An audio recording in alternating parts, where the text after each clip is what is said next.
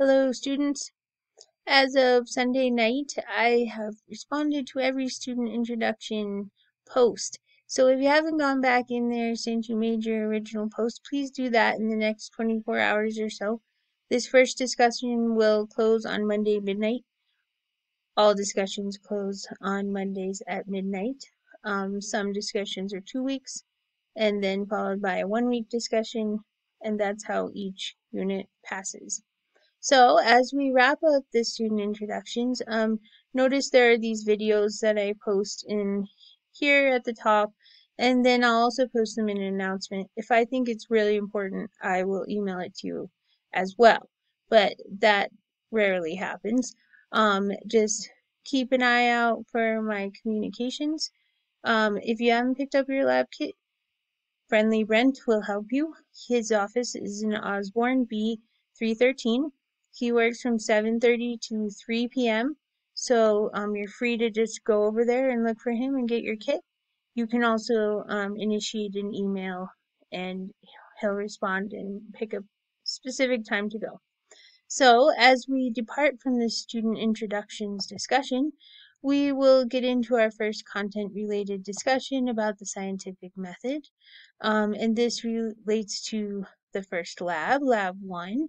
You do not need a lab kit to complete the first 2 labs. So if you are not yet on campus but plan to be coming to campus next weekend, you can wait to pick up your lab supplies. Don't worry. If you just think that there's no way you can pick them up, contact me and we'll devise a strategy. If you live, in the region, I'll try to bring it to you. But if you live out of town completely, we'll mail it to you. In this first lab, realize this is a thought experiment. You are thinking about designing a lab and you are not doing the lab. So do not feel overwhelmed. It is a series of questions and it has no hands-on component to it. It's about thinking about experimental design in the scientific process. And then once we get into lab 3 and going to the end of the semester, we will be designing experiments. So you'll get supplies and you'll gain information from the lab manual that describes the basic biological background behind the lab information. And you'll answer questions and you'll design an experiment within the parameters described. And then if you are not in the lecture course, I have still made the textbook available to you in case you need additional support. And so let me find that for you here.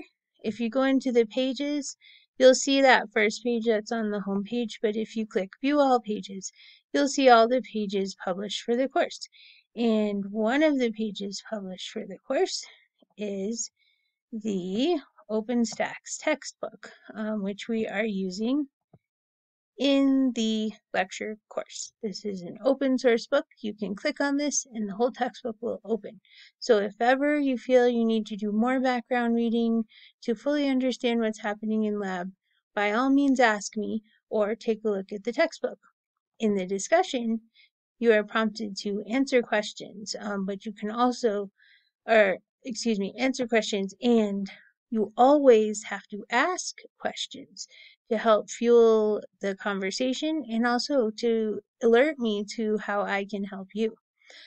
So that's how you can deliver that information to me. And the last thing I wanted to go back to is this homepage where the lab manual is located. And so you're going to want to download this, and what I would like you to do is put it in a cloud file and then share that file with me when you hit the deadline. And then all of your work will aggregate in that document and I can write comments, and we're not passing back a big document that has lots of pictures, which can be a challenge in Canvas to upload large documents like that. So please plan to have this document loaded up to a cloud drive by the time you finish the first lab. All right, that's all I got for you today, but I hope you have a great evening and I will see you tomorrow.